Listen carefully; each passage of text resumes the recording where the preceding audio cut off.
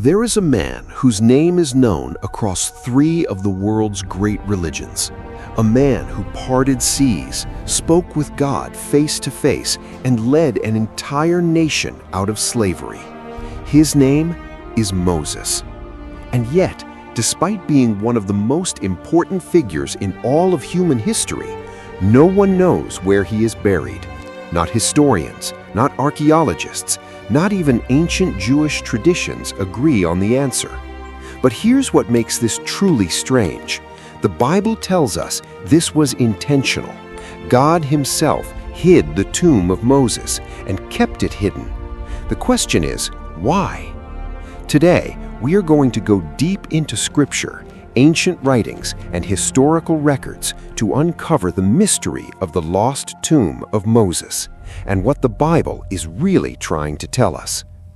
Let's start with the primary text, Deuteronomy chapter 34, verses 5 and 6, and I want you to read this carefully. So Moses, the servant of the Lord, died there in the land of Moab according to the word of the Lord. And he buried him in a valley in the land of Moab, opposite Beth Peor, but no one knows his grave to this day. That phrase, "no one knows his grave to this day," was written thousands of years ago, and it remains true today. Notice something remarkable here. The Bible says God himself buried Moses, not the Israelites, not Joshua, God. This is the only person in all of Scripture whom the Lord personally buried. That alone should make us stop and ask, why? In ancient cultures, burial was an incredibly sacred act.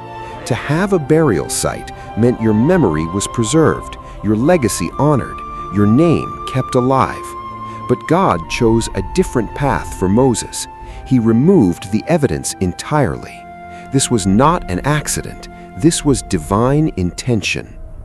Now here's something that most people have never heard, and it comes from the New Testament, not the Old.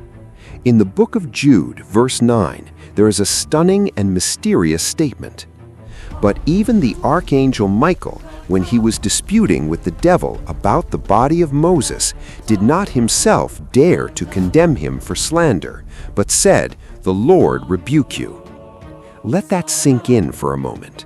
The Archangel Michael, one of the most powerful beings in all of creation, was in a literal dispute with Satan over the physical body of Moses. Why would Satan want the body of Moses? Scholars and theologians have debated this for centuries. The most widely held interpretation is deeply sobering.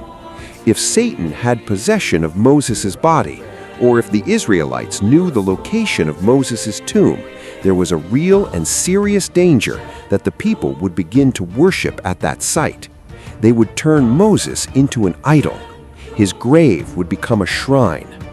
And God, who had spent 40 years warning Israel against idol worship, was not going to allow that to happen, not even for the man he loved most. So he hid the body, he erased the location, and he sent Michael to ensure that no one, not even the enemy, could use it. So where did Moses die? Scripture is clear on this part.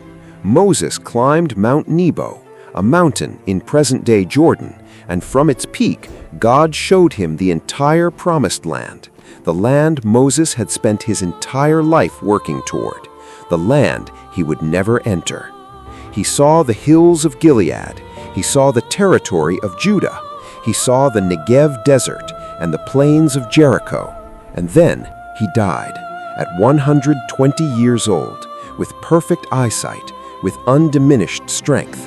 And God buried him somewhere in the valley below, in the land of Moab, opposite Beth Peor. Today, Mount Nebo is a real place. You can visit it. There's a church at its summit, the Memorial Church of Moses, built by early Christians who believed this was where he stood. From its terrace, on a clear day, you can see Jerusalem across the Jordan River. But the valley below, the exact burial site, still unknown. Archaeological expeditions have searched the region. Satellite mapping has been applied. Ancient texts have been cross-referenced, and still, Nothing. The tomb remains hidden, just as God intended. Outside of Scripture, ancient Jewish writings also grappled with this mystery. The Talmud, the central text of Rabbinic Judaism, acknowledges the unknown burial site and reinforces that the hiding was divine and purposeful. Some ancient rabbis taught that the exact location of Moses' tomb was shown to every tribe of Israel from their own perspective, meaning if you looked from the north, the tomb appeared to be in the north. If you looked from the south, it appeared to be in the south. It was miraculously concealed in plain sight, visible to no one. Another fascinating tradition, recorded in the writings of the historian Josephus, describes Moses essentially disappearing. Josephus writes that Moses went to a mountain and was taken in a cloud, and that he wrote about his own death in Scripture, lest people should venture to say that by his extraordinary virtue he went to God. In other words, even in ancient times, there was awareness that Moses was so revered, so deeply loved by the people, that if his death was not plainly stated, people would begin to say he never died at all. The hiding of the tomb, then, was not just physical, it was theological. God was protecting his people's hearts. And here is where the story takes one final breathtaking turn. Centuries after his death, centuries after his body was hidden, his tomb erased, his location unknown, Moses appeared again.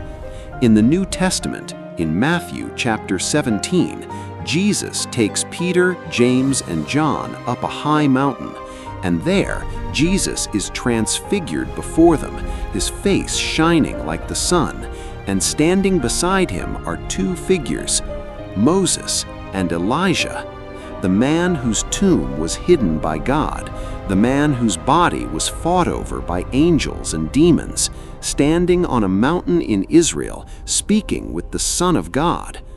This appearance tells us something profound. The hiding of Moses' tomb was never about erasure, it was about preservation. God was not finished with Moses. His story did not end in a valley in Moab.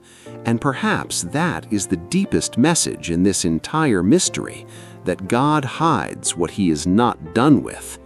The lost tomb of Moses is more than an archaeological mystery. It is a theological statement. God hid Moses to protect his people from idolatry.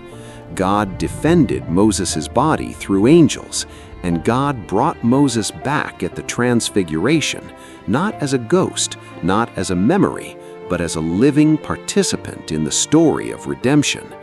The Bible doesn't tell us where Moses is buried, but it does tell us that God knows, and that, for those who trust him, is enough.